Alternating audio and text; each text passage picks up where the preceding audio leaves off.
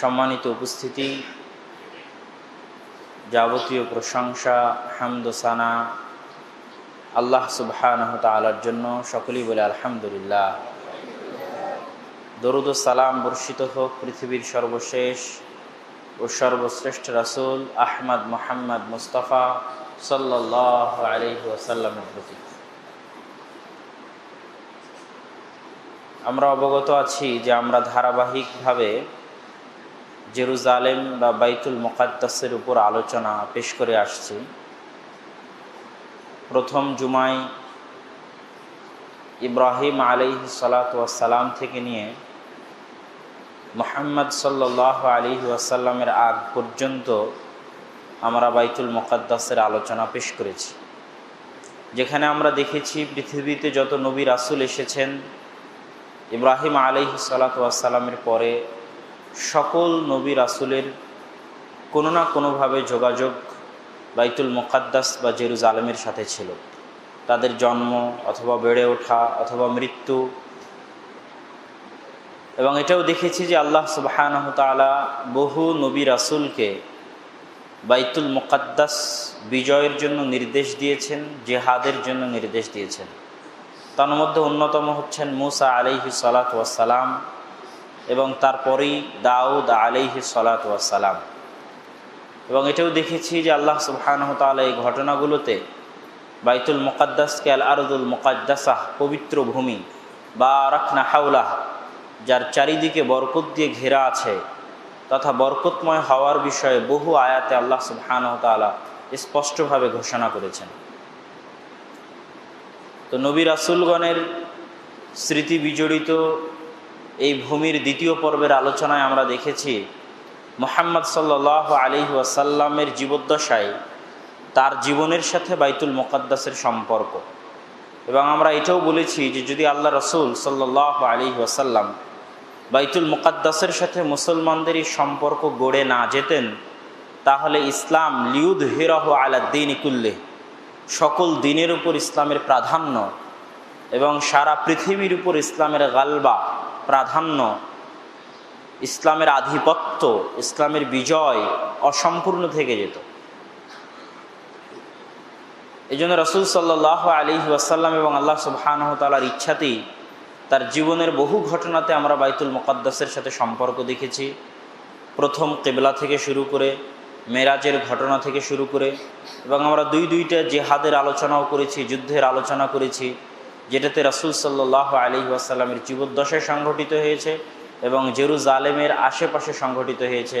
তার মধ্যে অন্যতম ছিল মুতার যুদ্ধ। দ্বিতীয় পর্বের আলোচনায় আমরা এটাও দেখেছি যে মুহাম্মদ সাল্লাল্লাহু আলাইহি ওয়াসাল্লামের পরে আবু বকর রাদিয়াল্লাহু তাআলা আনহু এবং তারপরে ওমর রাদিয়াল্লাহু তাআলা আনহুর হাতে বাইতুল মুকাদ্দাসের বিজয়।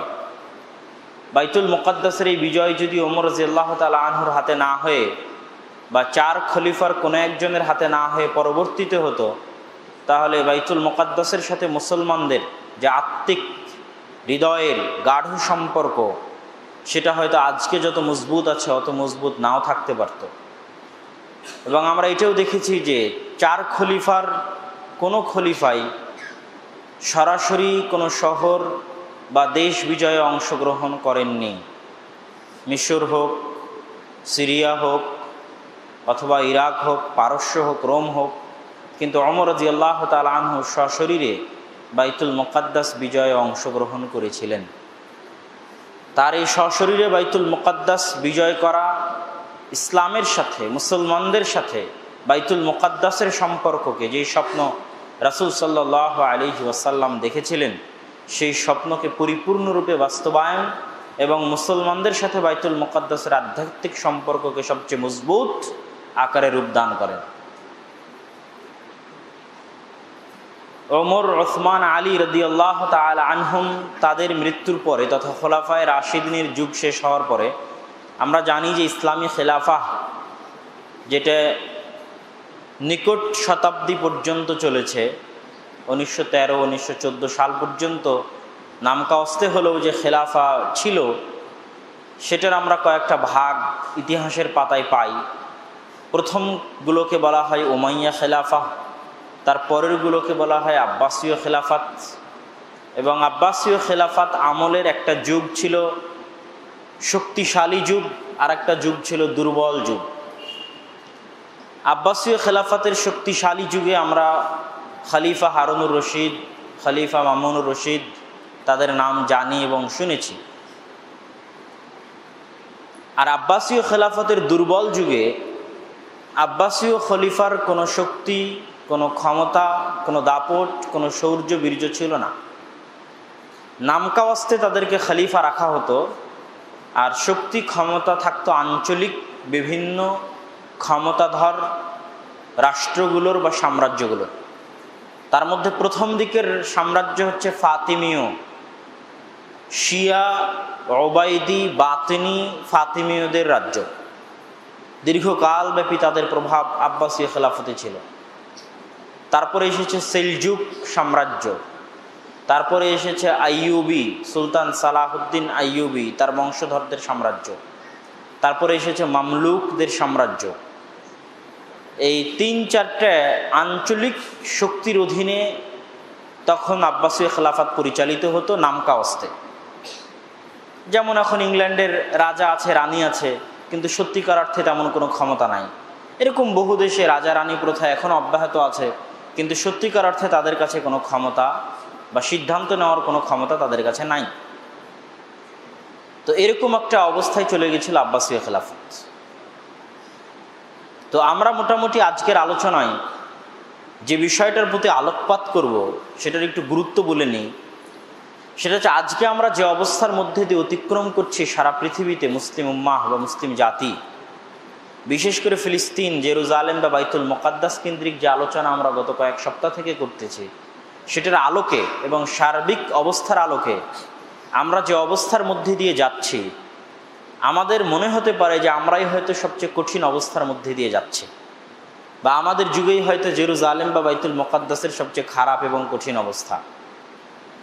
কিন্তু আজকের আলোচনায় আপনারা দেখবেন বা বুঝতে পারবেন বা অনুভব করতে পারবেন যে আমরা যে সময় অবস্থান করছি, এই সময়ের অবস্থা সেই সময়ের চাইতে আজকে যে সময়ের আলোচনা করব শতগুণ ভালো, এবং মুসলমানদের অবস্থান, সার্বিক অবস্থা শতগুণ উত্তম সেই সময়ের চাইতে। মুহাম্মদ সাল্লাল্লাহু আলাইহি ওয়াসাল্লামের আসার পর থেকে নিয়ে আজ পর্যন্ত ওই সময়ে মুসলিম উম্মাহ যে ক্রান্তিকাল অতিক্রম করেছে, যে ভয়াবহ, ভয়ঙ্কর, জঘন্যতম যুগ অতিক্রম করেছে, তা এখন পর্যন্ত আর কোনো সময়ই করেনি। এই জন্য ওই সময়টা আমাদের জন্য জানা আরও বেশি জরুরি। যে আমি আমার বহু বক্তব্যে বলেছি যে সুন্নাতুল্লাহ ফি তাদবীরিল আরজ, পৃথিবী পরিচালনায় আল্লাহর মূলনীতি মানুষের জানা উচিত। যে আল্লাহ সুবহানাহু ওয়া তাআলা কিভাবে পৃথিবী পরিচালনা করে থাকেন, আর পৃথিবী পরিচালনায় আল্লাহ সুবহানাহু ওয়া তাআলার মূলনীতি মানুষ ইতিহাসের মাধ্যমে জানতে পারে। আল্লাহ পবিত্র কোরআনে ইতিহাস কেন আলোচনা করেছেন? আদ, সামুদ, ইব্রাহিম, মুসা, ফিরআউন, কওমে লূত, কওমে নূহ, এই বিশাল বিশাল সম্প্রদায়ের ইতিহাস আল্লাহ কেন আলোচনা করেছেন? মানুষকে এটা বোঝানোর জন্য যে এই রকম হলে আল্লাহ এরকম করে থাকেন। এটাই পৃথিবী পরিচালনায় আল্লাহর নীতি। ফিরআউনের মতো এরকম অহংকারী হলে এরকম পতন হবে, হকের রাস্তায় থাকলে এরকম বিজয় হবে, ইমানের ওপর থাকলে এরকম পরীক্ষা আসবে। এটা আল্লাহ মানুষকে বুঝান যে এটা পৃথিবী পরিচালনায় আমার নীতি। তো আজকে যদি মুসলিম উম্মাহ চায় যে তারা পুনরায় বাইতুল মুকাদ্দাস বা জেরুজালেমে গিয়ে নিজেদের অধীনে নিয়ে স্বাধীন বাইতুল মুকাদ্দাসে 2 রাকাত সালাত আদায় করবে, বা ফিলিস্তিনের মুসলমানদেরকে তাদের কঠিন দুঃখজনক অবস্থান থেকে পরিত্রাণ দিবে, তাহলে তাদেরকে আগে ইতিহাস ঘাঁটতে হবে যে এর চাইতেও কঠিন অবস্থা থেকে আল্লাহ কিভাবে উত্তরণ দিয়েছিলেন, এর চাইতেও ভয়ঙ্কর অবস্থা থেকে আল্লাহ সুবহানাহু ওয়া তাআলা কিভাবে বাঁচিয়েছিলেন, এর চাইতেও জঘন্যতম অবস্থা থেকে আল্লাহ সুবহানাহু ওয়া তাআলা কিভাবে রক্ষা করেছিলেন। এটা আমরা ইতিহাসে দেখতে পাব। খোলাফায়ে রাশিদিনের পর যখন উমাইয়ারা শাসন আমল গ্রহণ করে, তখন দারুল খেলাফা বা রাজধানী, মদিনা থেকে রাজধানী পরিবর্তন হয়ে সিরিয়ার দামেস্কে চলে আসে। মুআবিয়া রাদিয়াল্লাহু তাআলা আনহু এবং তার পরবর্তী বংশধরদের দারুল খেলাফা বা রাজধানী ছিল দামেস্ক। আর মানচিত্রে দেখলে দেখবেন যে দামেস্ক থেকে অতি নিকটে হচ্ছে ফিলিস্তিন বা জেরুজালেম।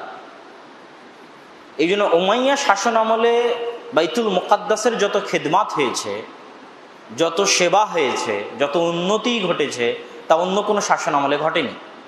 কেননা আব্বাসীয় খেলাফতের দারুল খেলাফা ছিল বাগদাদ, যেটা জেরুজালেম থেকে দূরে, কিন্তু দামেস্ক জেরুজালেম বা বাইতুল মুকাদ্দাস থেকে কাছে।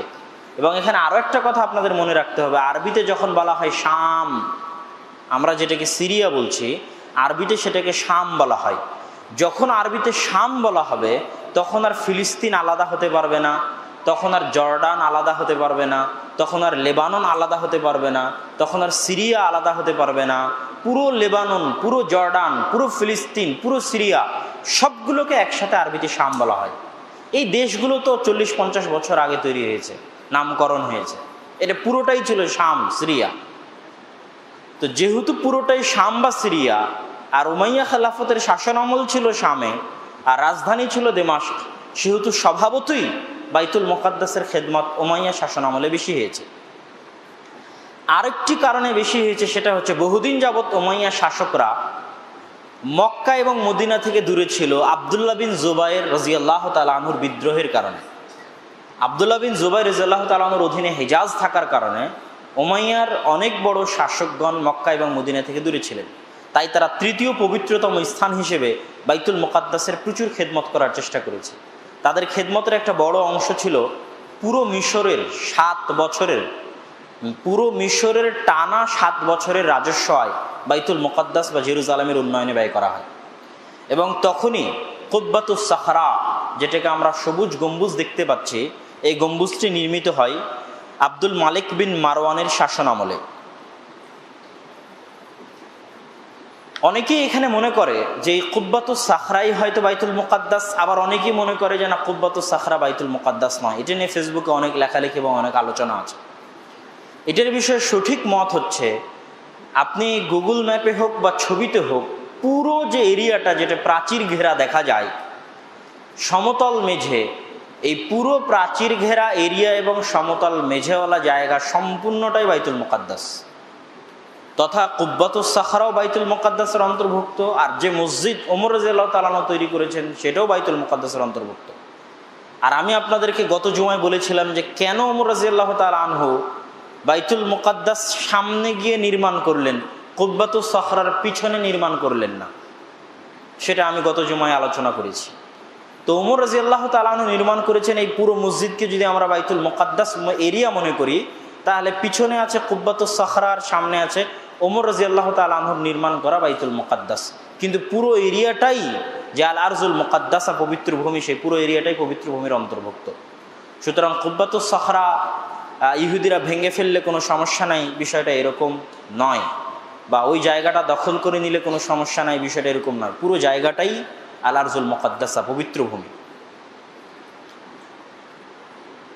তো উমাইয়া শাসন আমলে আমরা দেখলাম যে বাইতুল মুকাদ্দাসের সবচেয়ে বেশি খেদমত হয়েছে, যার একটা বর্ণনা আমরা দিলাম। 132 হিজরিতে উমাইয়া শাসনের পতন হলে, যখন আব্বাসীয়রা খেলাফতে আসে, তখন তারা তাদের রাজধানী নিয়ে চলে যায় বাগদাদে।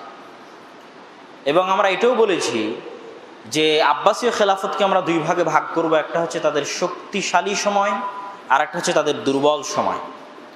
তাদের দুর্বল সময়ের প্রথম অংশে তাদের উপর প্রভাব বিস্তার করেছিল ওবাইদিয়া, শিয়া, ফাতেমি। আজকের মিশরের জামিয়াতুল আজহার বা আজহার বিশ্ববিদ্যালয় মূলত ফাতেমি খেলাফতের নির্মাণ করা। তারা জামিয়াতুল আজহার নির্মাণ করেছিল শিয়া মাযহাব প্রচার করার জন্য। কিন্তু পরবর্তীতে আল্লাহ সুবহানাহু ওয়া তাআলা তাদের এই স্বপ্ন বাস্তবায়ন করতে দেননি।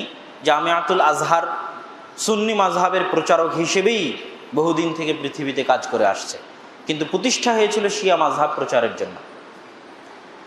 এবং ফাতিমীয়দেরকে বা ওবাইদি শিয়াদেরকে খলিফা বা খেলাফত বলাটাও আসলে উচিত নয়। কি জন্য? ইতিহাসের পাতা ঘাটলে দেখা যায় যে যখন তারা মিশরের শাসনভার গ্রহণ করে, তখন তারা মসজিদের দরজায়, বাড়ির দরজায় ওমর রাদিয়াল্লাহু তাআলা আনহু, আবু বকর রাদিয়াল্লাহু তাআলা আনহু এবং আয়েশা রাদিয়াল্লাহু তাআলা আনহার নামে গালিগোলজ, মিথ্যা অপবাদ লিখে দিয়ে আসতো, ঝুলিয়ে দিয়ে আসতো এবং মানুষকে গালিগালাজ করতে বাধ্য করত। এবং সুন্নি মাযহাবের বড় বড় আলেম ওলামাদেরকে হত্যা করা, জবাই করা, নির্যাতন করা, জুলুম করা, এগুলো তাদের চিরাচরিত স্বভাবের অংশ হয়ে দাঁড়িয়েছিল। এবং আমরা এই পুরো ক্রুসেডের যুদ্ধের যারা ইতিহাস পড়বেন তারা সবাই দেখবেন যে ক্রুসেডের যুদ্ধে মুসলমানদের বিরুদ্ধে সবচেয়ে বেশি মুনাফিকি এই শিয়ারাই করেছে। ওবাইদি, বাতিনি, ফাতিমীয় যে শিয়ারা, এবং বড় বড় সৎ শাসককে তারা হত্যা করেছে।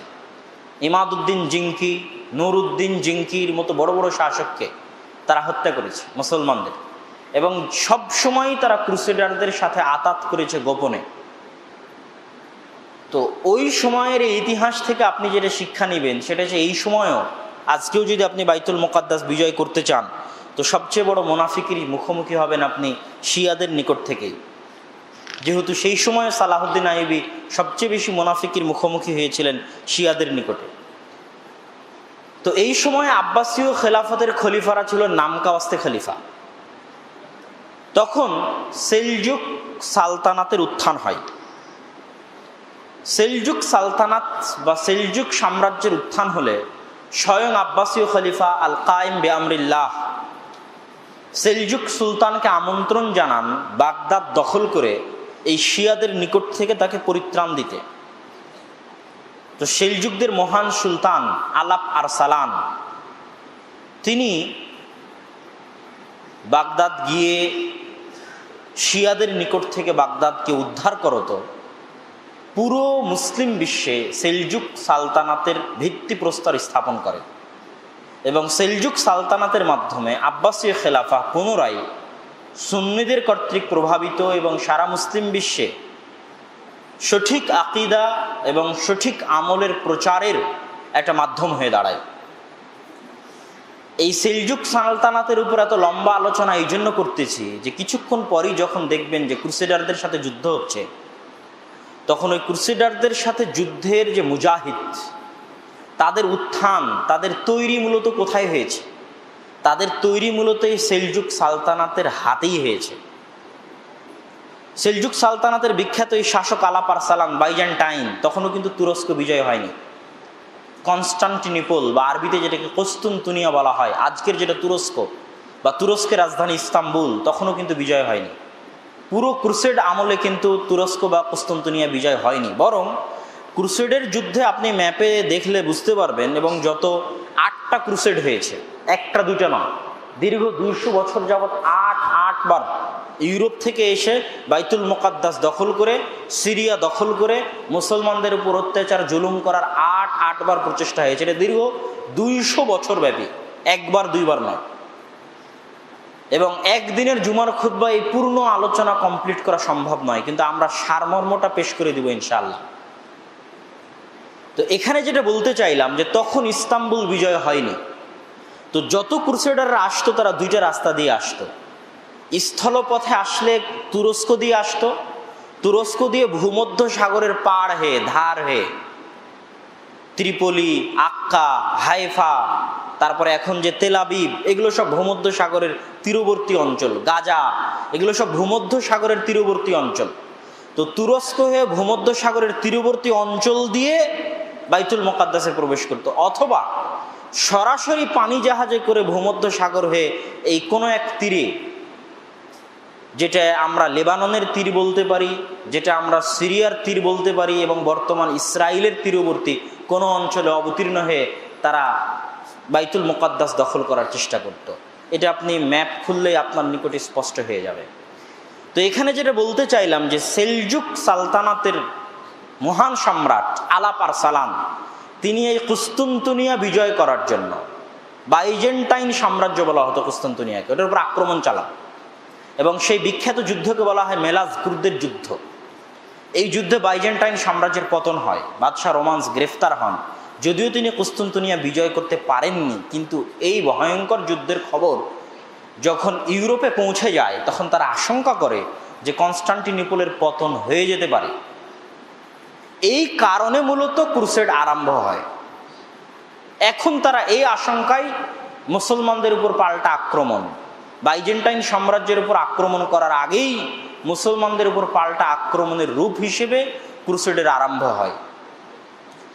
ক্রুসেডের আরম্ভকালের আরেকটা কথা আপনাদেরকে মনে রাখতে হবে যে তৎকালীন সময়ে ইউরোপে রাজা বাদশাদের তেমন কোনো মূল্য ছিল না। সবচেয়ে বেশি মূল্য, সবচেয়ে বেশি ক্ষমতা, সবচেয়ে বেশি পাওয়ার ছিল গির্জার পাদ্রীদের। গির্জার পাদ্রীরা চাইলে যে কোনো শাসককে ক্ষমতা থেকে সরাতে পারতেন, গির্জার পাদ্রীরা চাইলে যে কোনো শাসককে ক্ষমতায় বসাতে পারতেন।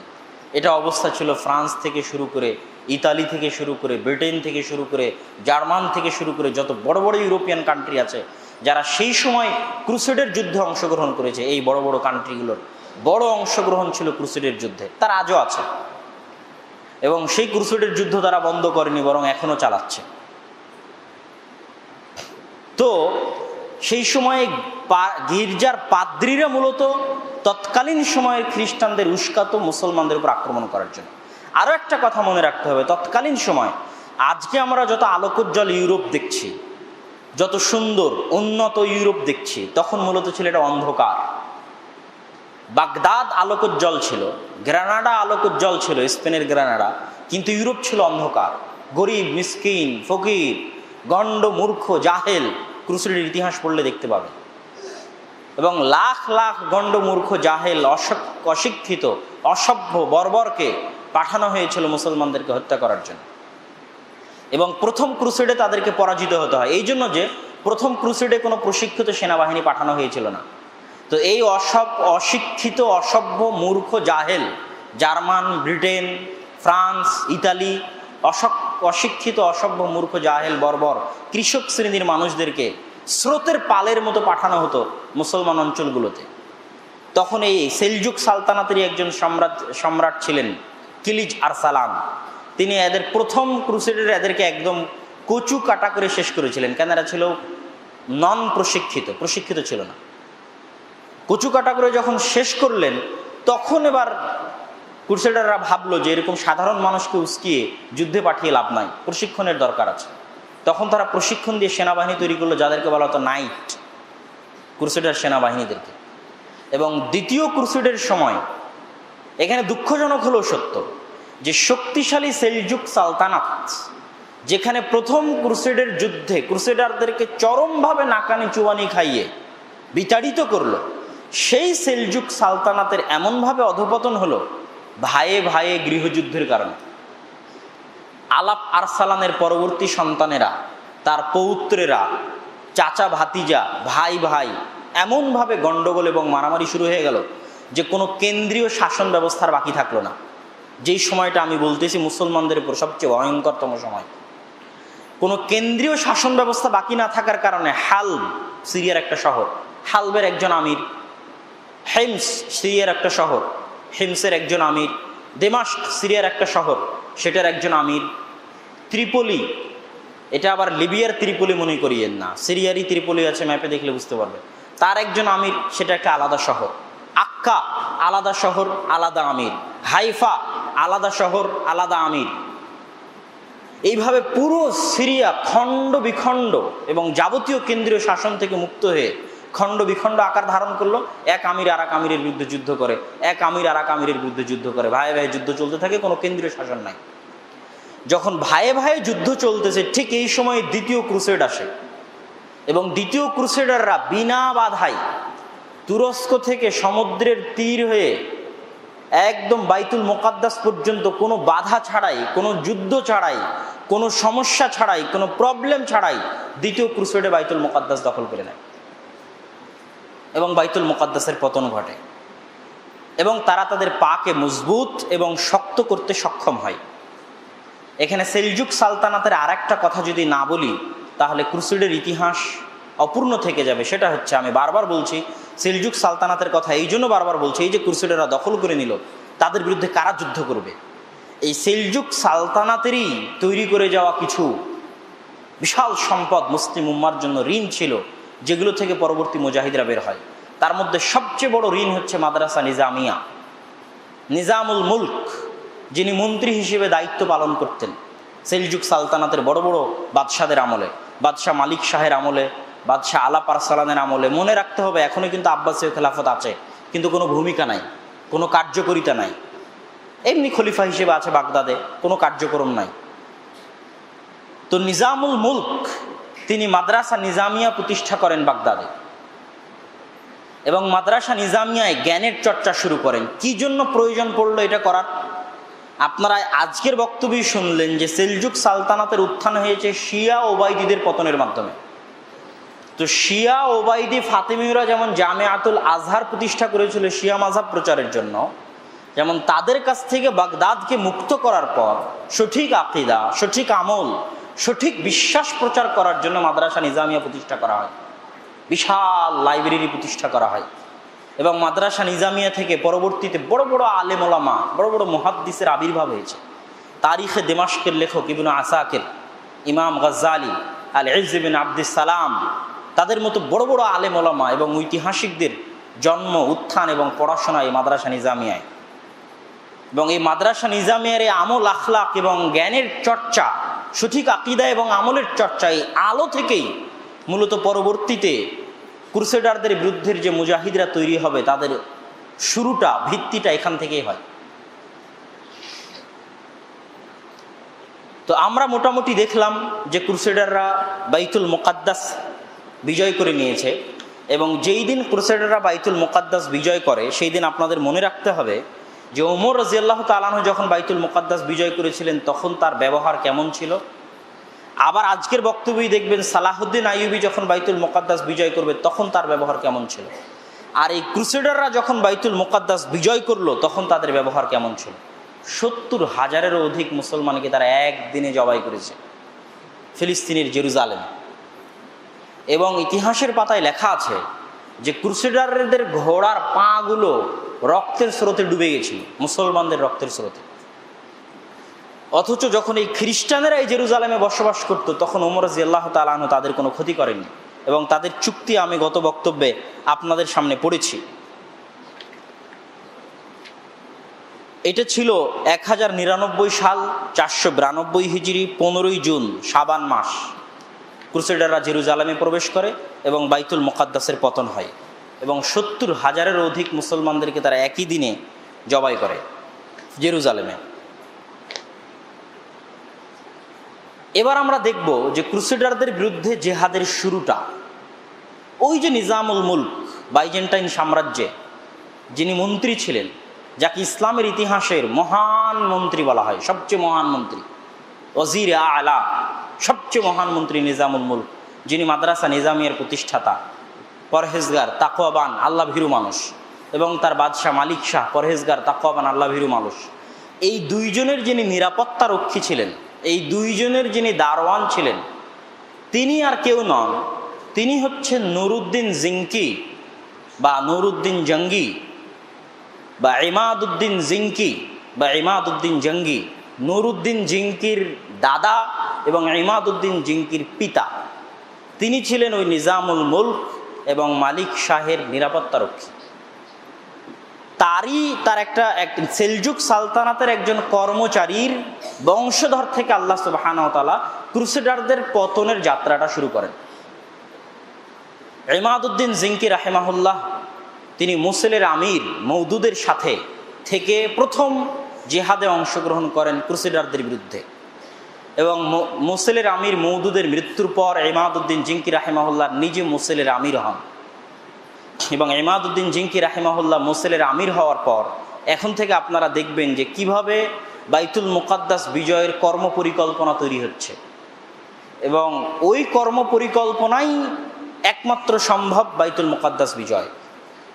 কেননা বাইতুল মুকাদ্দাসের পতনের পর রাজনৈতিক ঐক্যের মাধ্যমে 505 হিজরিতে একটা যুদ্ধ আরম্ভ হয়েছিল ক্রুসেডারদের বিরুদ্ধে। এই মুসেলের যিনি বাদশাহ মওদুদ, তিনি মানুষজনকে উৎসাহিত করে, যেহেতু বাগদাদ তখন মারকাজুল ইলম, জ্ঞানের কেন্দ্র ছিল, এবং বাগদাদে মাদ্রাসা নিজামিয়া ছিল, মানুষজনের মধ্যে জ্ঞানের চর্চা ছিল, মানুষজনের চাপে পড়ে বাগদাদের তৎকালীন নামকাওয়াস্তে আব্বাসী খলিফা সব বিভিন্ন, আমি বলেছি কেন্দ্রীয় শাসনবিহীন যে রাজা বাদশারা ছিল বিভিন্ন শহরের, তাদেরকে ডেকে একটা রাজনৈতিক ঐক্য করে 505 হিজরিতে। রাজনৈতিক ঐক্য করে ক্রুসেডারদের বিরুদ্ধে যুদ্ধ করে। এই রাজনৈতিক ঐক্য সম্পূর্ণরূপে ব্যর্থ হয়, ফ্লপ হয়। কেন? যুদ্ধ শুরু হওয়া মাত্রই মুনাফিকি দেখা দেয়।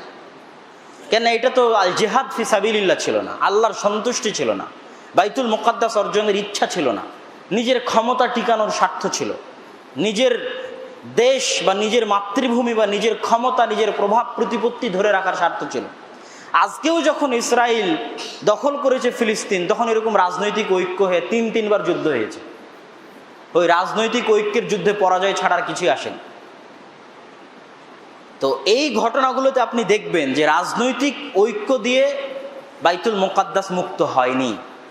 ইমাদউদ্দিন জিঙ্কির মতো সেলজুক সালতানাতের একজন কর্মচারীর সন্তান, যে সামান্য মুসলিমের আমির, কোনো খলিফা বা বাদশাহ নয়, তার অন্তরের ইখলাস, তার অন্তরের চাওয়া এবং নিঃস্বার্থ চাওয়া যে বাইতুল মুকাদ্দাস মুক্ত করতে হবে একমাত্র আল্লাহর সন্তুষ্টির জন্য। কোনো জাতীয়তাবাদী ধারা, জাতীয়তাবাদী মতবাদ বা ধর্মনিরপেক্ষ মতবাদ, যেমন আজকের ফিলিস্তিনে যদি আপনি দেখেন যে আল ফাতাহ, তারা কি? তারা হচ্ছে জাতীয়তাবাদী চেতনায় বিশ্বাসী, ধর্মনিরপেক্ষ চেতনায় বিশ্বাসী। তাদের জাতীয়তাবাদী ধর্মনিরপেক্ষ চেতনা কি? যে আমি ফিলিস্তিনি, আমার বাড়ি আমার চাই। নট মুসলিম ফিলিস্তিন মুসলমানদের ফিলিস্তিন চাই, বাইতুল মুকাদ্দাস মুসলমানদের বাইতুল মুকাদ্দাস চাই, সম্পূর্ণ আল্লাহর সন্তুষ্টির জন্য নিঃস্বার্থভাবে। এটা আসে না। এই জন্য তারা বিশ্বাস করে যে একই সাথে ইসরায়েল এবং ফিলিস্তিন পাশাপাশি বসবাস করবে, এরকম দ্বিজাতির ভিত্তিতে শান্তিতে বসবাস করবে, এটাই নাকি সমাধান। তো এই জাতীয় সমাধান দিয়ে কোনোদিন বাইতুল মুকাদ্দাসের মুক্তি হবে না। আজকের ঘটনা থেকে আপনাকে শিখতে হবে যে ওই সময় এর চাইতে ভয়ঙ্কর। বাইতুল মুকাদ্দাসে যখন ইসরায়েলরা প্রবেশ করে, তখন এভাবে 70,000 মানুষকে জবাই করেনি। তারা ক্রমবর্ধমানভাবে অত্যাচার চালিয়েছে। আজকে আর বাড়ি দখল করে নিচ্ছে, কালকে ওর বাড়ি দখল করে নিচ্ছে, কিন্তু এরকম ভয়ঙ্করতম অবস্থা তৈরি হয়নি। আরও ভয়ঙ্করতম অবস্থা আপনারা দেখতে পাবেন। তো ইমাদউদ্দিন জিঙ্কি রাহিমাহুল্লাহ, সামান্য সিরিয়ার শহর মুসেলের আমির হয়ে তিনি 2টা টার্গেট নিলেন। তার 2টা পরিকল্পনা বাস্তবায়ন না হলে বাইতুল মুকাদ্দাস মুক্ত করা পসিবল নয়। এক, যত মুসলিম আশেপাশে আছে তাদেরকে এক নেতৃত্বের অন্তর্ভুক্ত করতে হবে, যেটা এখন কেন্দ্রীয় শাসন নাই, এক নেতৃত্বের অন্তর্ভুক্ত নয়। এই জন্য আমি আমার বহু বক্তব্যে বলেছি, মুসলমানদের ঐক্য হচ্ছে রাষ্ট্র ক্ষমতার ঐক্য। আপনি আজকে অনেকেই দেখবেন ফেসবুকে ঐক্য নিয়ে লেখালেখি করে, তারা মনে করে যে হানাফি আহলে হাদিস এক জায়গায় বসলে ঐক্য হয়ে গেল, জামাত ইসলাম চরমনাইপির এক জায়গায় বসলে ঐক্য হয়ে গেল। এটা ইসলামী ঐক্যর থিওরি নয়। ইসলামী ঐক্যর থিওরি হচ্ছে রাষ্ট্রীয় ঐক্য। এক রাষ্ট্রনেতা বা এক খলিফার অধীনে সব মুসলিম রাষ্ট্র, সব মুসলমান থাকবে, এটা হচ্ছে ঐক্য। সবাই এক মাযহাবের হয়ে যাবে, আর বা 2 মাযহাবের আলেম এক জায়গায় বসবে, এটা ঐক্য। এরকম ঐক্যর থিওরি বোঝা যায় না। তো উনি প্রথমত এটা চাইলেন। দ্বিতীয়ত ওনার পরিকল্পনা হচ্ছে মিশর আর সিরিয়া যদি এক শাসনের অন্তর্ভুক্ত না করা যায়, তাহলে বাইতুল মুকাদ্দাস বিজয় করা সম্ভব নয়। আজকেও আপনি ম্যাপ খুলে দেখেন যে সিরিয়া এবং মিশর যদি এক শাসনের অন্তর্ভুক্ত না হয়, সিরিয়া বলতে তার মধ্যে লেবাননও অন্তর্ভুক্ত, তার মধ্যে জর্ডানও অন্তর্ভুক্ত, যদি এক শাসনের অন্তর্ভুক্ত না হয়, বাইতুল মুকাদ্দাস বিজয় করা সম্ভব নয়। তো ইমাদউদ্দিন জিঙ্কি রাহিমাহুল্লাহ এই পরিকল্পনা গ্রহণ করলেন। এই পরিকল্পনার ওপর তিনি চলতে থাকলেন এবং তিনি অনেক পরহেজগার, তাকওয়াবান, আমলওয়ালা মানুষ ছিলেন। কেউ যখন তার সামনে বক্তব্য দিতে গিয়ে তার প্রশংসা করত যে আল আমির, আস সুলতান, আল আদেল, তখন তিনি এগুলো বলতে নিষেধ করতেন। তিনি বলতেন যে শুধু বলবে আল আব্দুল ফকির, আল্লাহর রহমত এবং আল্লাহর মাগফিরাত এবং আল্লাহর ক্ষমতা দয়ার মুখাপেক্ষী এক ফকির মিসকিন বান্দা।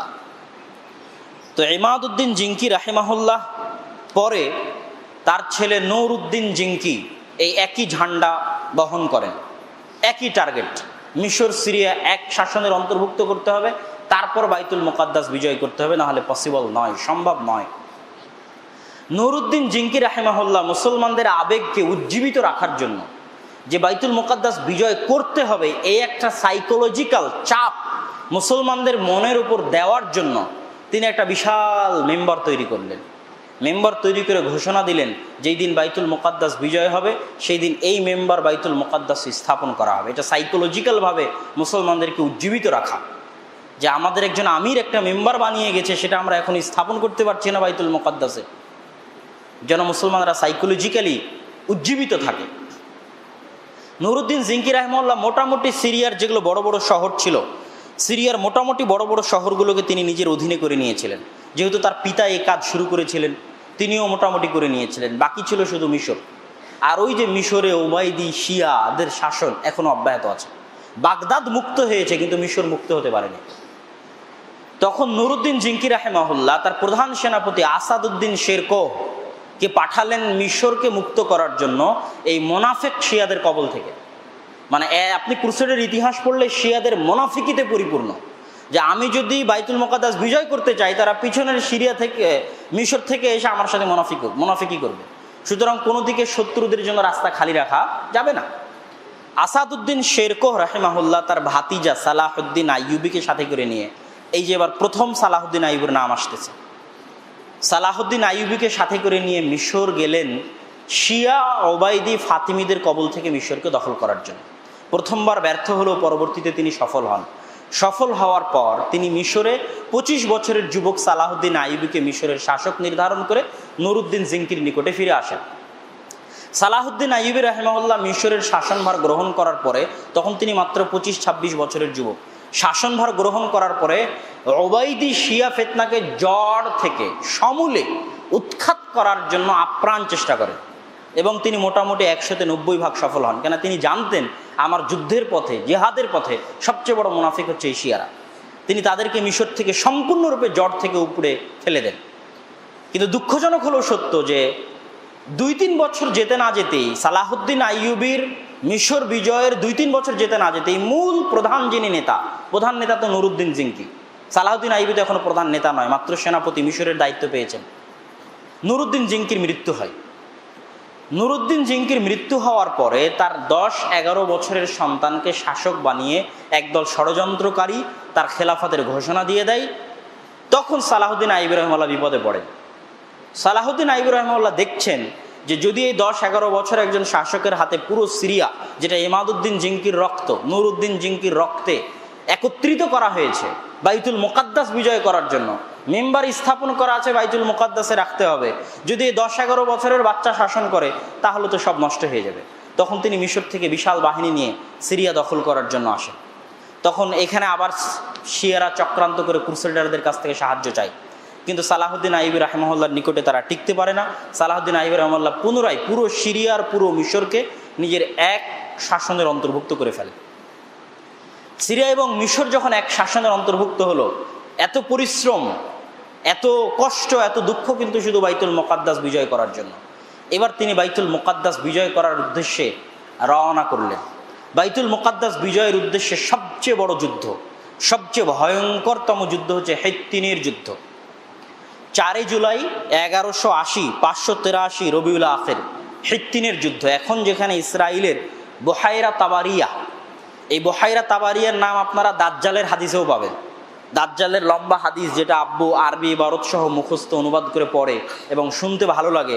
ওখানে দাজ্জাল জিজ্ঞেস করে যে বুহাইরা তাবারিয়া থেকে পানি আছে?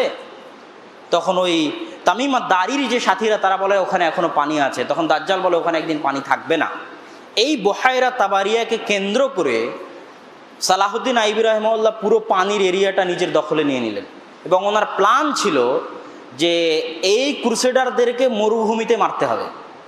এরা আসছে ইউরোপ থেকে, মরুভূমির সাথে অতটা পরিচিত নয়, আর এদের জন্ম হচ্ছে মরুভূমিতে।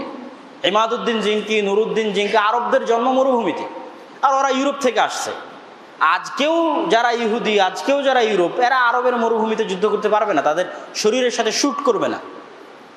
সালাহউদ্দিন আইয়ুবী রাহিমাহুল্লাহ প্ল্যান করলেন এদেরকে মরুভূমিতে নিয়ে আসতে হবে এবং তিনি তার পরিকল্পনায় সফল হলেন এবং তার কৌশল সফল হয়ে পানির এরিয়া থাকলো তার দখলে, ক্রুসেডাররা তার ফাঁদে পা দিয়ে চলে আসলো মরুভূমিতে। আর এইদিকে তিনি তার সেনাবাহিনীকে আগে থেকে বলে রেখেছিলেন সব খড়কুটো কাঠ জমা করে আগুন আর ধোঁয়ার তাপ সৃষ্টি করার জন্য পুরো ক্রুসেড বাহিনীর চারদিকে। একে তো মরুভূমির গরম, জুন জুলাই মাসের গরম, তার উপর আবার আগুনের গরম, তার উপর আবার পানির যে জায়গায় যাবে সেই পানি নাই, কতক্ষণ আর পানি জমা করে রাখা যায়। মাত্র 12,000 সৈন্যবাহিনীর সামনে প্রায় 1 লক্ষেরও অধিক বিশাল সেনাবাহিনী সালাহউদ্দিন আইয়ুবী রাহিমাহুল্লাহর কৌশলের সামনে পরাজিত এবং নাস্তানাবুদ হয়ে যায়। এবং জুলাই থেকে সেপ্টেম্বর মাত্র 2-3 মাসের মধ্যে সালাহুদ্দিন আইয়ুবী রাহিমাহুল্লাহ যত সিরিয়ান শহর ক্রুসেডারদের ছিল সব বিজয় কমপ্লিট করে বাইতুল মুকাদ্দাসে তিনি প্রবেশ করেন। তো সালাহুদ্দিন আইয়ুবী রাহিমাহুল্লাহ বাইতুল মুকাদ্দাসে প্রবেশ করার পর এখানে আরেকটা ঘটনা, তিনি যে বাদশাকে গ্রেফতার করেছিলেন গাই লুইগান, তাকে তিনি মুক্ত করে দিয়েছিলেন। তাকে হত্যা করতে গেলে সে ভয় ভীত সন্ত্রস্ত হয়ে যায়, তিনি তাকে মুক্ত করে দিয়েছিলেন। এবং সালাহুদ্দিন আইয়ুবী রাহিমাহুল্লাহর একটা ভুল ঐতিহাসিকরা আলোচনা করেছে যে তিনি বাইতুল মুকাদ্দাস বিজয়ের পরে ভূমধ্য সাগর তীরবর্তী লেবানন, জর্ডান, ইসরায়েলের যত শহর আছে এই প্রত্যেকটা শহর থেকে তার উচিত ছিল ক্রুসেডারদের উৎখাত করা, কিন্তু সেটা না করে 2-1টা শহর তিনি বাকি রেখে দিয়েছিলেন। এবং তার সেনাবাহিনীর অলসতার কারণে, তার মুজাহিদদের অধীনস্থ মুজাহিদদের অলসতার কারণে ওই 2-3টা শহর থেকেই এবার ক্রুসেডারদের 3য় 4র্থ ক্রুসেড শুরু হয়। এবং আপনারা অনেকেই জানেন না, সালাহুদ্দিন আইয়ুবীর মৃত্যুর তথা এই বাইতুল মুকাদ্দাস বিজয়ের 43 বছর পরে পুনরায় ক্রুসেডাররা বাইতুল মুকাদ্দাস দখল করে ফেলে। এই জন্য আমি বলেছি ক্রুসেডদের যুদ্ধে 1 দিন 2 দিনের নয়, 190-200 বছর যাবৎ চলতে থেকেছে। 8টা ক্রুসেডের যুদ্ধ সংঘটিত হয়েছে। 27 রজব 583 হিজরিতে সালাহুদ্দিন আইয়ুবী বাইতুল মুকাদ্দাসে প্রবেশ করেন। এবং ওমর রাদিয়াল্লাহু তাআলা আনহু যেমন চেষ্টা করেছিলেন একটাও যেন রক্ত না ঝরে বাইতুল মুকাদ্দাসে, সালাহুদ্দিন আইয়ুবী রাহিমাহুল্লাহ আপ্রাণ চেষ্টা করেছেন বাইতুল মুকাদ্দাসে যেন রক্ত না ঝরে। ওমর রাদিয়াল্লাহু তাআলা আনহু 2 দিনার নিয়ে সবকে মুক্ত করে দিয়েছিলেন। সালাহুদ্দিন আইয়ুবী রাহিমাহুল্লাহ 10 দিনার নিয়ে সবকে মুক্ত করে দিলেন, নিরস্ত্র অবস্থায় সব বের হয়ে চলে যাও, আর যারা থাকতে চাইবে তারা স্বাধীনভাবে থাকতে পারবা। অথচ এই শহরেই আজ থেকে 40-50 বছর আগে যখন ক্রুসেডাররা এসেছিল তখন 70,000 মুসলমানকে হত্যা করেছে। তো এই ছিল ইসলামের উদারতা। এখন আমরা মোটামুটি ক্রুসেডারদের যুদ্ধের শেষ পর্যায়ে চলে এসেছি। এখন আমরা দেখব যে সেলজুক সালতানাতের পরে আইয়ুবী সালতানাতের উত্থান হলো সুলতান সালাহুদ্দিন আইয়ুবীর মাধ্যমে। সুলতান সালাহুদ্দিন আইয়ুবীর মৃত্যুর পরে তার ভাই, চাচা, ভাতিজা গন্ডগোল তৈরি হয়ে গেল, গৃহযুদ্ধে লেগে গেল। একই ঘটনা, সেম ঘটনা যেমন সেলজুক সালতানাতের অধীনে হলো। যখন তার ভাই, চাচা গৃহযুদ্ধে লেগে গেল তখন পুনরায় 43 বছর পর ক্রুসেডাররা বাইতুল মুকাদ্দাস দখল করে নিল। ক্রুসেডাররা পুনরায় বাইতুল মুকাদ্দাস দখল করার পর এবার দ্বিতীয়বার বাইতুল মুকাদ্দাস ক্রুসেডারদের হাত থেকে উদ্ধার করছে আইয়ুবী বংশেরই সালাহুদ্দিন আইয়ুবীরই পরবর্তী বংশধর 642 হিজরিতে নাজমুদ্দিন আইয়ুব।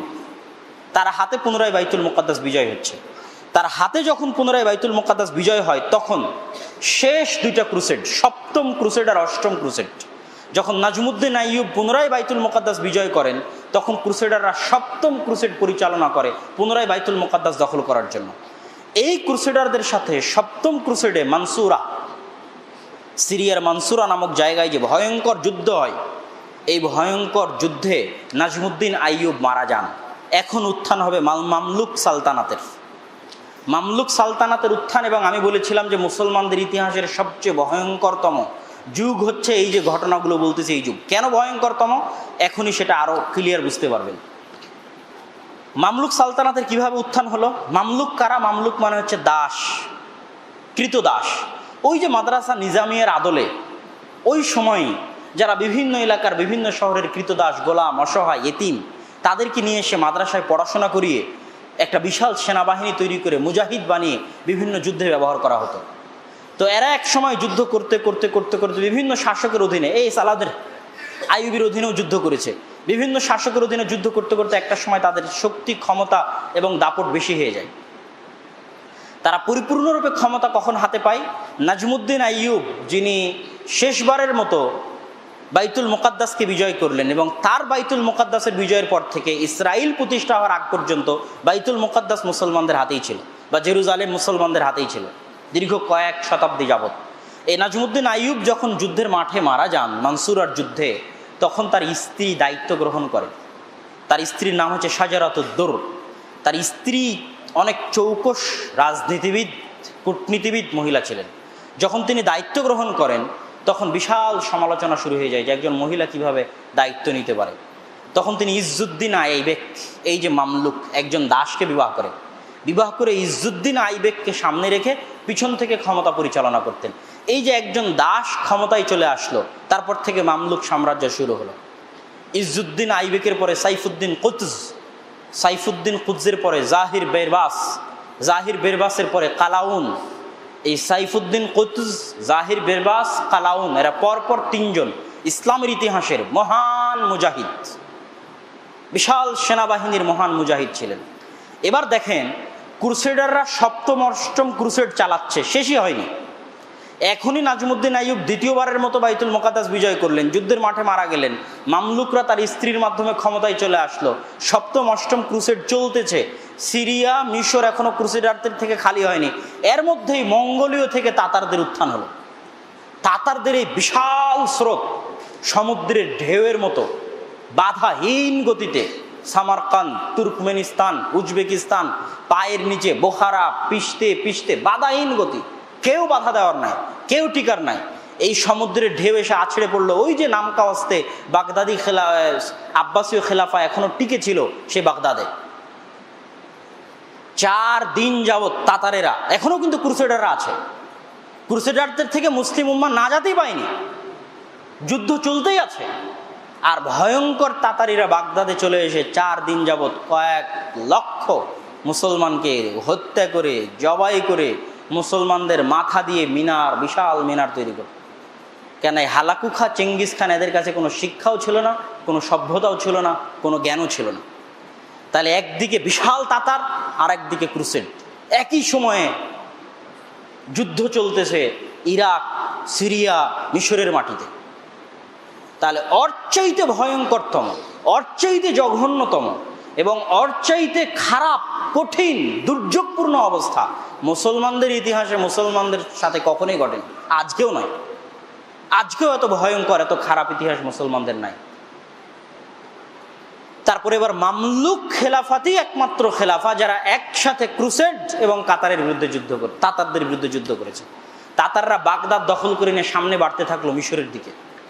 তখন সাইফুদ্দিন কুতুজ দেখলেন যে কোথাও বাধাহীন গতিতে এগিয়ে আসছে, একে যদি আটকানো না যায় তো পুনরায় ফিলিস্তিনের পতন হবে, বাইতুল মুকাদ্দাসের পতন হবে। আর মিশরের যদি পতন হয়ে যায় তার কোনো ইসলামী খেলাফা বা ইসলামী শাসক ছিল না যেটাকে পতন করার জন্য আর মঙ্গোলীয়দের কিছু বাকি থাকতো না, সব তো শেষ করে এসেছে, পিছনে যা ছিল সব শেষ করে এসেছে। তখন ভারত উপমহাদেশে খাওয়ারিজম শাহদের শাসন ছিল, তারাও টিকতে পারেনি তাতারদের সামনে। তো তখন এবার ভয়ঙ্করতম আর একটা যুদ্ধ, যেমন হিত্তিনের যুদ্ধ, বেশি দিনের ব্যবধানে নয়, আর একটা ভয়ঙ্করতম যুদ্ধ হলো আইনে জালুতের যুদ্ধ। 25শে রমজান 658, রমজান মাস 658, আইনে জালুতের যুদ্ধ। এই ভয়ঙ্কর যুদ্ধে সাইফুদ্দিন কুতুজ, জাহির বেরবাস তারা অবতীর্ণ হলেন এবং প্রথমবারের মতো হালাকু খা চেঙ্গিস খা বুঝতে পারলো যে দুনিয়াতে কেউ আছে। এবং মামলুকদের হাতে তাদের কঠিন এবং ভয়ঙ্করতম পরাজয় হলো। মামলুকদের হাতে তাদের পরাজয়ের পর তাদের এই গতি থেমে যায়। সাইফুদ্দিন কুতুজ, জাহিরুদ্দিন বেরবেস এবং কালাউন মিলে 193 বছর যাবৎ যে ক্রুসেড চলল, 689 হিজরি পর্যন্ত, এই হালাকু খানদেরকেও সম্পূর্ণরূপে মুসলিম এলাকা থেকে বিতাড়িত করেন, ক্রুসেডারদেরকেও সম্পূর্ণরূপে মুসলিম এলাকা থেকে বিতাড়িত করেন। তবে হালাকু খা চেঙ্গিস খানের পরবর্তী বংশধর মানে তাতারদের সাথে মুসলমানদের কঠিন অবস্থা অল্প সময় ছিল, বেশি দিন না। এই জন্য যে তাতারিদের কোনো ধর্ম ছিল না, কোনো দিন ছিল না, তো তারা একটা অসভ্য জাতি হিসেবে সব কিছু ধ্বংস করে দিয়েছে। কিন্তু মুসলমানদের দাওয়াহ, তাবলীগ, আচার ব্যবহার, মুসলমান মেয়েদেরকে বান্দি হিসেবে নিয়ে গেছে, কোনো মুসলমান মেয়ে তাদের বাড়িতে বান্দি হিসেবে থেকেছে, কেউ স্ত্রী হিসেবে থেকেছে। মুসলমানদের আচার ব্যবহার, কৃষ্টি, কালচার, সংস্কৃতিতে প্রভাবিত হয়ে হালাকু খা চেঙ্গিস খানের পৌত্র এবং পৌত্রের পরবর্তী বংশধররা মুসলমান হয়ে গেছে। এবং এই মঙ্গোলীয়দেরকেই কিন্তু মোঘল বলা হয় আরবিতে, মোগলি, যেটাকে আমরা মঙ্গল বলি। এবং আমাদের যে ভারত উপমহাদেশের মুঘল শাসন আমল, এটা ওর সাথেই রিলেটেড।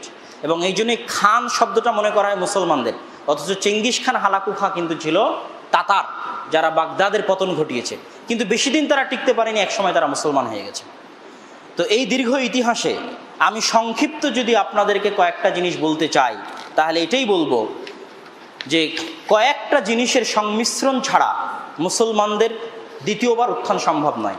মাদ্রাসা নিজামিয়ার মতো জ্ঞান চর্চা, সঠিক আকিদা চর্চা, শিয়াদের মতো খারাপ আকিদা থেকে মুক্তি, ভ্রান্ত জঘন্য আকিদা থেকে মুক্তি, এবং নিজের স্বার্থের জন্য নয়, দেশের জন্য নয়, জাতীয়তাবাদের জন্য নয়, ক্ষমতার জন্য নয়, শুধু আল্লাহর সন্তুষ্টির জন্য যে কাজ করবে এবং আল্লাহর সন্তুষ্টির জন্য যে মাঠে নামবে, ও দুর্বল হলেও আল্লাহ সুবহানাহু ওয়া তাআলার সহযোগিতা সে পাবে।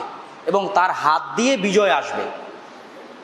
ওই জাতীয়তাবাদী ঐক্য, রাজনৈতিক ঐক্যের হাত দিয়ে মুসলমানদের বিজয় সম্ভব নয়। তবে হতাশ হওয়ার কিছু নেই এবং পরাজয় বা নিরাশার কিছু নেই।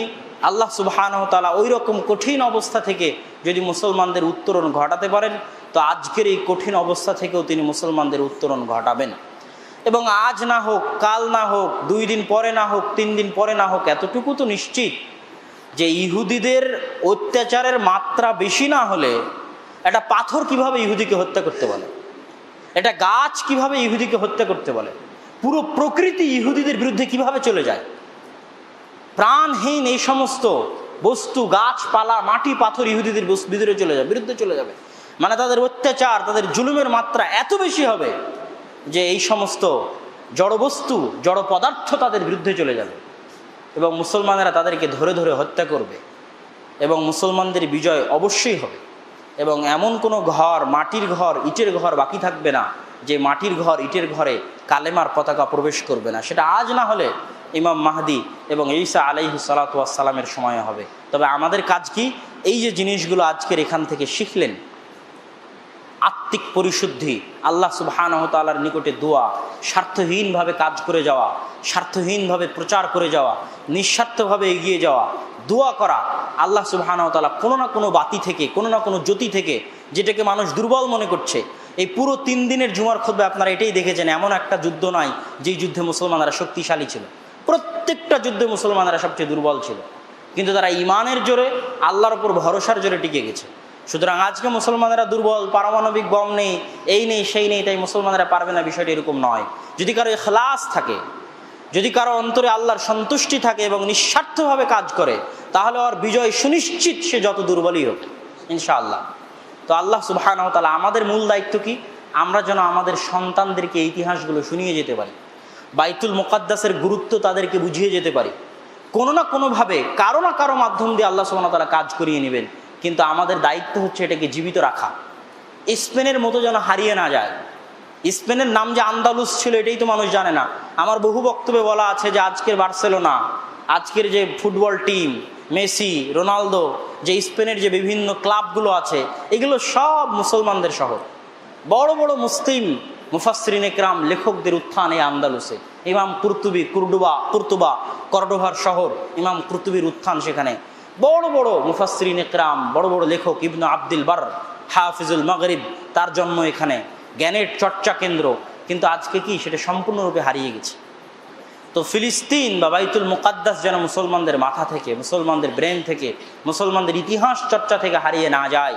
এবং এই ফিলিস্তিন আর এই বাইতুল মুকাদ্দাসের পিছনে ওই ইব্রাহিম আলাইহিস সালাতু ওয়াস সালাম থেকে শুরু করে এই সালাহুদ্দিন আইয়ুবী পর্যন্ত কত মুসলমানের রক্ত, কত মুসলিম মুজাহিদের রক্ত, কত ওমর রাদিয়াল্লাহু তাআলা আনহুর পরিশ্রম, খালিদ বিন ওয়ালিদের পরিশ্রম, আমর ইবনুল আসের পরিশ্রম, মূসা আলাইহিস সালাম, ইউশা বিন নুনের পরিশ্রম, তালুত দাউদের পরিশ্রম, সব এই বাইতুল মুকাদ্দাস জেরুজালেম কেন্দ্রিক। এগুলোকে বৃথা যেতে দেওয়া যাবে না। আর এগুলোর সমাধান এই যে যারা আল ফাতাহ বা এরকম যারা আছে, যারা জাতীয়তাবাদী আর ধর্মনিরপেক্ষতাবাদী আর দ্বিজাতি চিন্তার মাধ্যমে সমাধান করতে চায়, তাদের দ্বারা সম্ভব নয়। পুরো ইসরায়েল, পুরো ফিলিস্তিনের প্রত্যেক ইঞ্চি মাটি মুসলমানদের। এই দাবির ভিত্তিতে যারা পূর্ণ ইখলাসের সাথে চেষ্টা করবে। আর একটা গুরুত্বপূর্ণ পয়েন্ট দিয়ে যাই, ফিলিস্তিনের মুক্তি ফিলিস্তিনের মুসলমানদের দিয়ে হবে এরকমও না। আপনি যদি মনে করেন হামাস দিয়ে ফিলিস্তিনের মুক্তি হবে, এরকমও না। এই যে এখনই ইতিহাস পড়লেন, এটাকে ফিলিস্তিনের মুসলমানেরা বিজয় করলো? কোথায়? ইরাকে মাদ্রাসা নিজামিয়া প্রতিষ্ঠিত হয়েছিল, ওখান থেকে নিজামুল মুলক, ইমাদউদ্দিন জিঙ্কি, নুরুদ্দিন জিঙ্কি, তারপরে মিশর থেকে সালাউদ্দিন আইবি, তারা এসে ফিলিস্তিনকে বিজয় করলো। তো আজকের যারা হামাস ফাতা আছে, তাদের হাত দিয়ে বাইতুল মুকাদ্দাস বিজয় হবে এরকম না। বাহির থেকেই কেউ এসে বিজয় করতে পারে, অস্বাভাবিক কিছু নয়। আপনি বর্তমান অবস্থার সাথে তখনকার অবস্থার তুলনা করলে সব প্রশ্নের উত্তর পেয়ে যাবেন। আল্লাহ সুবহানাহু ওয়া তাআলা আমাদেরকে এই ইতিহাস থেকে শিক্ষা নেওয়ার এবং বুঝার তৌফিক দান করুক, আল্লাহুম্মা আমিন। এবং ইখলাসের সাথে নিজের আদর্শ, নিজের আকীদা, নিজের সংস্কৃতি নিয়ে জ্ঞান চর্চার মাধ্যমে এই ইতিহাস, এই আকীদাকে উজ্জীবিত রেখে সামনে এগিয়ে যাওয়ার তৌফিক দান করুক, আল্লাহুম্মা আমিন।